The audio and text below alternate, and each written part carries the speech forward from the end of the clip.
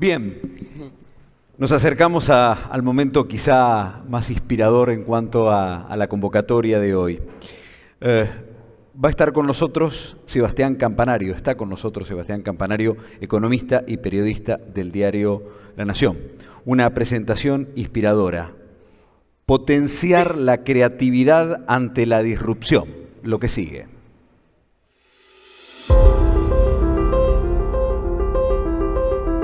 Dale, yo me quedo escuchando esto acá entonces.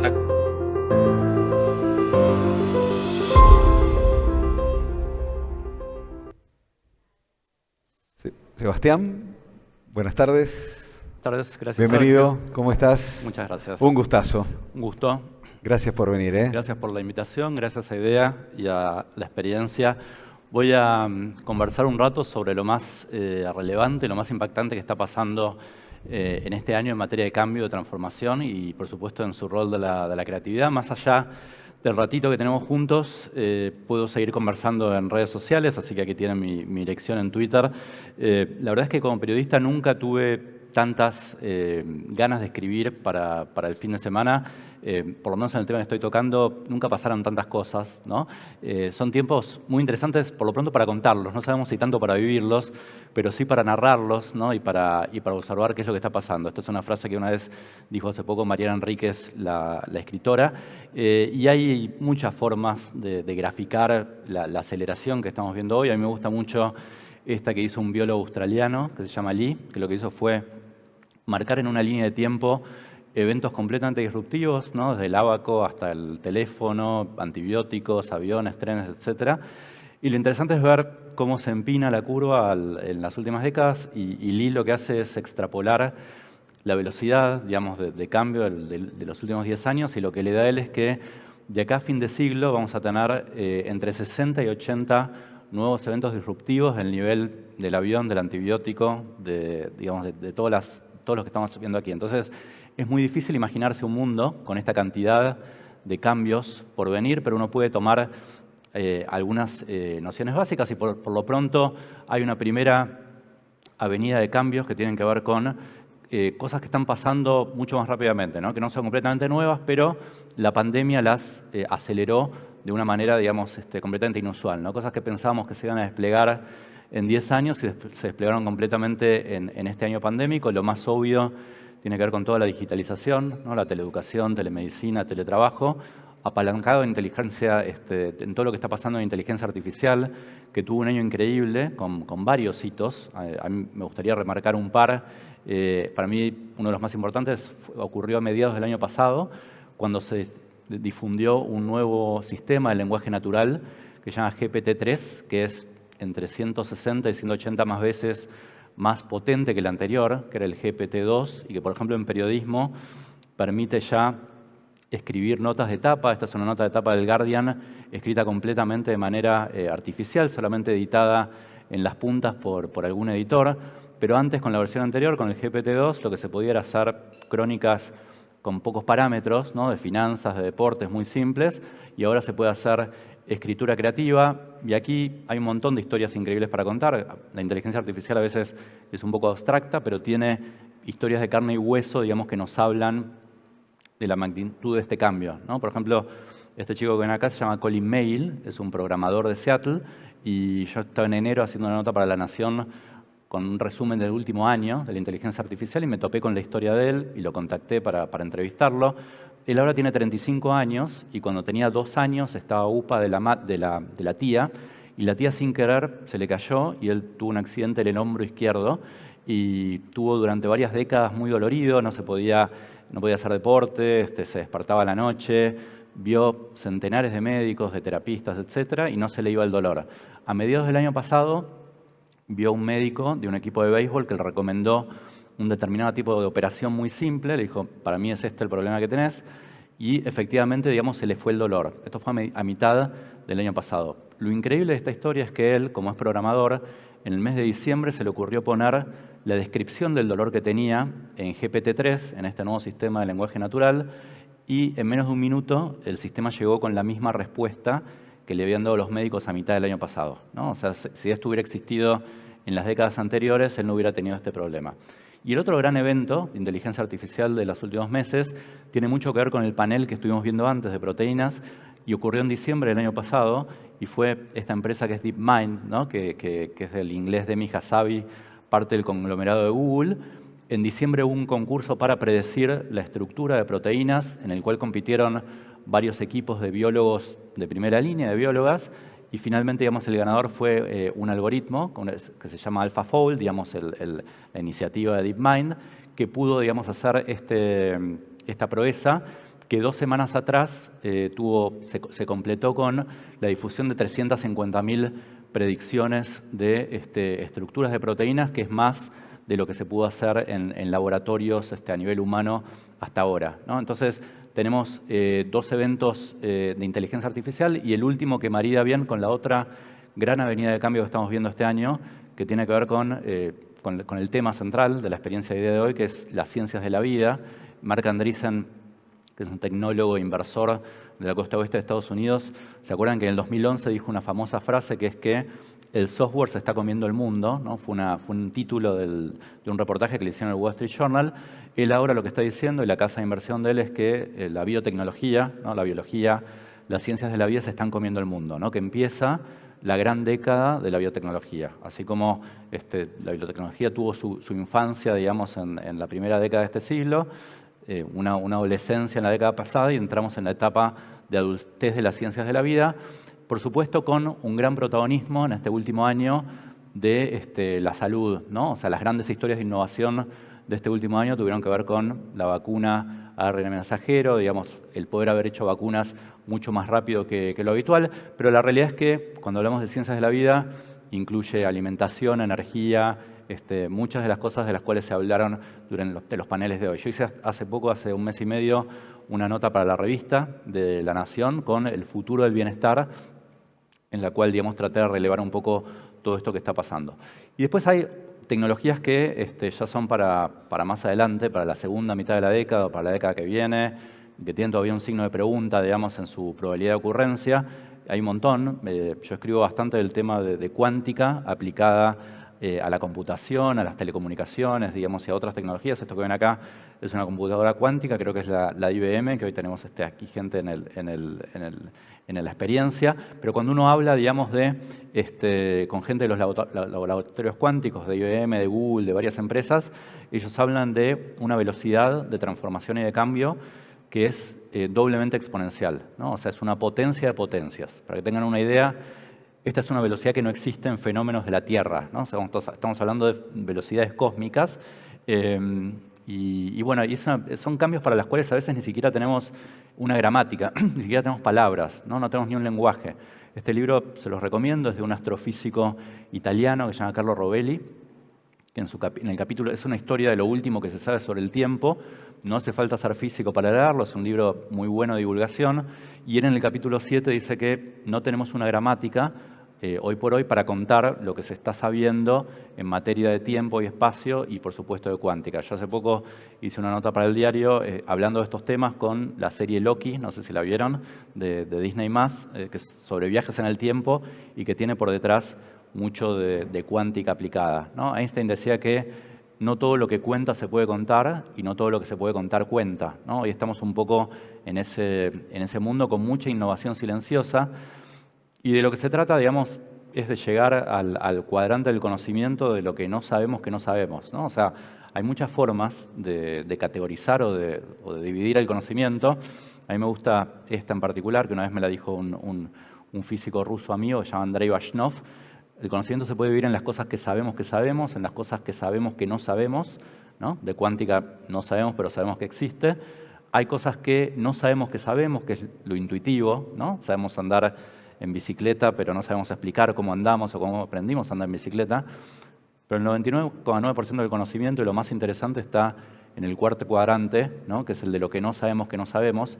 Y mucho de lo que no sabemos que no sabemos hoy ya está disponible, ¿no? No son tecnologías para el 2030, para la segunda mitad de la década, sino que todo va tan rápido que son muchas tecnologías que ya están disponibles, ¿no? Y hoy la velocidad de cambio no está dada por el avance tecnológico, sino por nuestra velocidad como sociedad de absorber y de validar ese cambio, ¿no? O sea, en el medio hay una brecha, pero la validación social es lo que marca la velocidad límite, ¿no? Por ejemplo, blockchain es una tecnología completamente disruptiva, pero no sabemos si la sociedad va a validar esta tecnología el año que viene, a fin de la década o más adelante, ¿no? Y luego hay toda una cantidad de cambios que son menos obvios y que no tienen que ver con una aceleración de cosas que ya existían y que se están aumentando su velocidad y que tienen que ver con la complejidad del mundo que estamos viviendo, que es mucho mayor a la de hace 10 años, hace 20 años, hace 30 años. O sea, los sistemas complejos, que es esta forma de ver al mundo con puntos unidos entre sí, es un marco teórico, un movimiento en la ciencia que surgió en la década del 70, que siempre existió y siempre fue importante, pero ahora, en este nuevo mundo que estamos viviendo, digamos, es todavía mucho más útil y mucho más importante, porque la complejidad está aumentando todo el tiempo, ¿no? Y lo que estamos viendo son una suerte de carambolas a varias bandas, ¿no? O sea, cuando combinamos inteligencia artificial con biotecnología, con cuántica aplicada, con blockchain, con la avenida de cambio que querramos ver, empezamos a tener como varias pelotas o bolas de billar y es muy difícil predecir el movimiento. Sobre todo porque estamos también en un mundo en el cual la pandemia es un monstruo de varias cabezas, ¿no? O sea, hay una cabeza que es la del COVID, hay otra que es la salud mental, la política, la social, ¿no? La del COVID es la más obvia, pero es una sola, ¿no? Y cuando tenemos un desafío de este tipo, no alcanza un solo cerebro para inteligirlo o para enfrentarlo, ¿no? O sea, esta idea de que sí o sí necesitamos equipos multidisciplinarios hoy ya es casi una cuestión de vida o muerte, ¿no? Porque realmente el nivel de complejidad lo amerita. Es una especie de economía Pancho Ibáñezca, ¿no? ¿Vieron la frase de Pancho Ibáñez que todo tiene que ver con todo, que se dijo en el panel anterior? Hoy es una verdad, digamos, más válida que nunca, ¿no? Y en este tipo de dinámicas lo que nos pasa mucho es que tendemos a sobreestimar el cambio a corto plazo y a subestimarlo a largo plazo, ¿no? Cuando algo crece exponencialmente, en la primera parte tenemos una sobreestimación y después una subestimación. Esta es una frase que dice Bill Gates muy seguido, pero básicamente la moraleja de esta frase es que no tenemos que ponernos tan ansiosos por cambiar 180 grados de hoy para mañana, pero sí pensar estratégicamente en que de acá a 5 o 10 años seguramente todo va a cambiar mucho, ¿no? Y producto de esta complejidad, no hay precedentes del uso de la palabra sin precedentes, ¿no? Fíjense este gráfico, uno puede poner en Google Tendencias la palabra y ver cómo se usa, y en los últimos meses la palabra sin precedentes tuvo un pico enorme porque realmente todo lo que está pasando no había pasado nunca, ¿no? Y en este contexto, la suerte es una función de dos variables.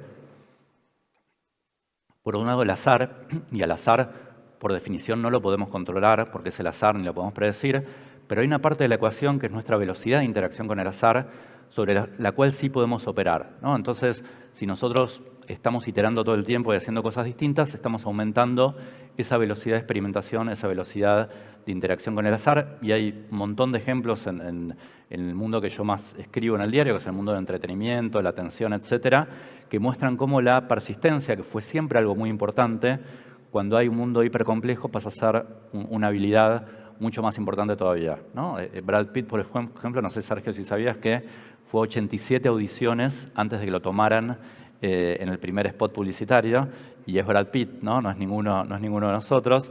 John Grisham, que es el autor que ven al lado, es el autor más vendido de la historia, vendió millones de ejemplares, vendió más libros que la Biblia, y él fue a 27 editoriales, o sea, 26 le dijeron que no.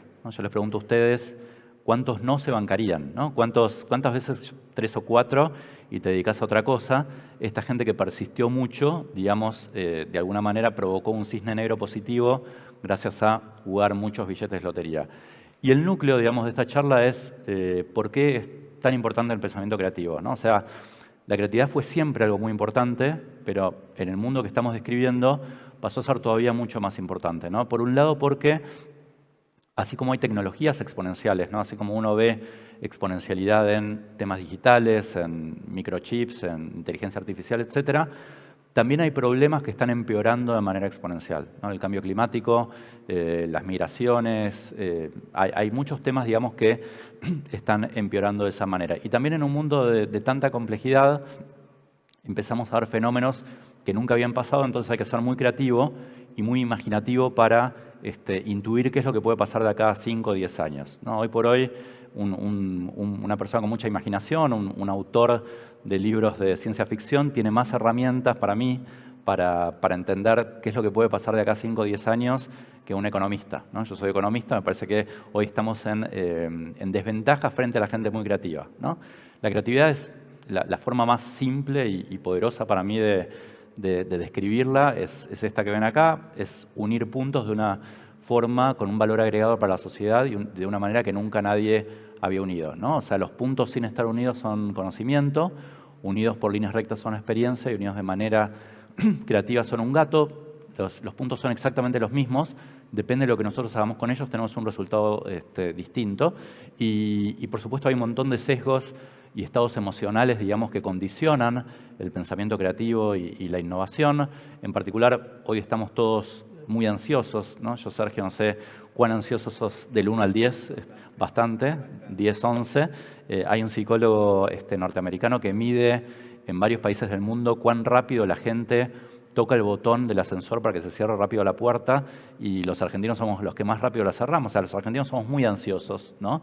Y la ansiedad tiene un efecto muy nocivo para la creatividad, que es que provoca un sesgo que se llama sesgo de salto a conclusiones, ¿no? Que nos juntamos con la gente del coloquio de idea mañana para ver la estrategia para el mes que viene, y como estamos muy ansiosos, la primera idea que surge la agarramos y pasamos a la siguiente, ¿no? Entonces, yo como periodista, por ejemplo, el principal explicador de calidad creativa que tiene para mí una nota o un capítulo de un libro o una charla es el tiempo que puedo dejar pasar entre que se me ocurre una idea y que la idea sale publicada, ¿no? O sea, en el medio empieza a trabajar el inconsciente, empezamos a hablar con gente que no es obvia, ¿no? En el día a día, por ahí lo veía a Bulat, los dos trabajamos mucho en medios de comunicación a veces en el día a día, y no hay lugar para riesgos, ¿no? Yo trabajé 14 años en Clarín en la tapa, y a las 7 de la tarde te dan 4 páginas para llenar y tienen que salir, no pueden salir en blanco, una página a otra. Entonces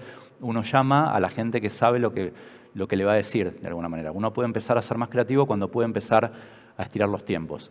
Y muchas de las tecnologías que estuvimos describiendo para mí son grandes agregadoras de puntos, ¿no? GPT-3 agrega trillones de puntos para unir, y también son tecnologías que ayudan a unir esos puntos, ¿no? Entonces, de alguna manera, con la pandemia, estamos viendo como hongos después de la tormenta el surgimiento de un montón de ideas nuevas, de modelos de negocios, de tecnologías, etcétera, porque las restricciones, ¿no? Las limitaciones en creatividad sirven como motor para generar ideas, ¿no? Entonces, por eso vuelvo un poco al principio de la charla, les contaba que como periodista nunca tuve la cantidad de ganas de escribir notas, y me falta el tiempo y me falta el espacio. Cierro con una reflexión sobre un tema central de la agenda y el debate sobre futuro, innovación, creatividad, que tiene que ver con esta tensión que hay todo el tiempo entre utopía y distopía, entre gente optimista y gente más pesimista. No puedo imaginarse el futuro como un escenario de continuidad con lo actual, con una distopía, que es lo que más vende, digamos, siempre en los medios de comunicación, como una adecuación a límites o como una transformación más utópica. A mí me gusta mucho un concepto de un filósofo norteamericano que habla de la ambitopía, que vendría a ser una especie de Corea del Centro, digamos, de la futurología, que es esta idea de que estamos en un mundo con señales distópicas por todos lados, pero estas señales nos van a permitir a tiempo, digamos, esperemos, mover el timón para llegar a buen puerto, ¿no? Marguerite Yourcenar, la escritora francesa, decía que optimistas y pesimistas al final del día nos encontramos en el mismo lugar, que es la realidad, ¿no? Y en el medio los optimistas, bueno, la pasamos un poco mejor. Entonces, este es un buen argumento para ser optimista, y que a su vez marida muy bien con un concepto de Viktor Frankl, que es un sobreviviente del Holocausto, que escribió un libro clásico que sin duda muchos de ustedes leyeron, que se llama El hombre en busca de un sentido, y él decía que la gente que sobrevivió al Holocausto, a los campos de concentración en Alemania, como él y bueno, poca gente que sobrevivió a Auschwitz, no era ni la gente demasiado optimista, porque esa gente se frustraba todo el tiempo, ni la gente demasiado pesimista, porque esa gente se terminaba también muriendo, sino la gente que de alguna manera manejaba bien las expectativas intermedias, ¿no? Y a mí me parece que esta es una buena reflexión para cerrar y para entender un poco más el mundo en el que estamos viviendo. Espero en estos 20 minutos que tuvimos, digamos, haber transitado el equilibrio que siempre marcaba un físico premio Nobel, el gran divulgador Jean Richard Feynman, que decía que estaba bueno siempre abrir un poco la cabeza, pero no tanto como para que se caiga el cerebro. Y desde ya los agradezco muchísimo y muchas gracias por la atención. Gracias. Un gustazo. Un gusto conocerte. Sebastián Campanario, muchas gracias, Sebastián.